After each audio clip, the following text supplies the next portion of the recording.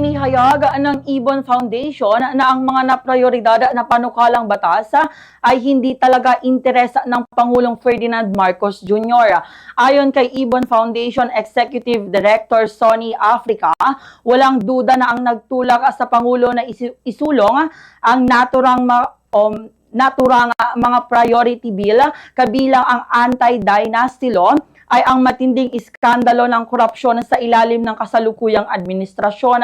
Anya, bagamat positibo ito para sa kanilang advokasya at hindi sa interes ng Pangulo, nakaabang pa rin sila kung maisasabatas ang panukala at kung magkakaroon nga ba ito ng bisa laban sa mga tiwaling opisyal. Binigyang diin niya na dapat tandaan na ang pagtutulak sa mga panukalang batas ay dahil sa paghina ng suporta sa Pangulo mula sa publiko na posibleng magdulot ng kahirapan sa pagpasa nito sa Senado at Kongreso.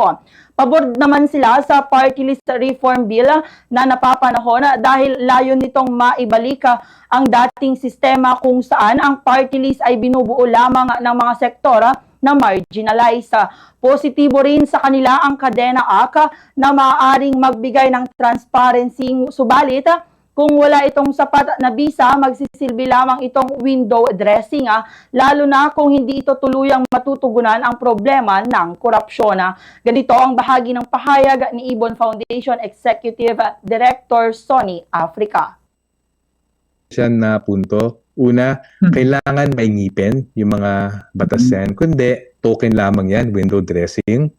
Mukhang dyan ang direksyon nito. Ikalawa, actually, even yung mga transparency measures, kung wala tayong makita accountability ngayon dun sa kasalukuyang flood control scandals, kung ilang senador lamang o ilang kongresista lamang o ilang opisyal lamang ang makasuhan at makulong, ibig sabihin hindi nabunot yung tinik ng korupsyon.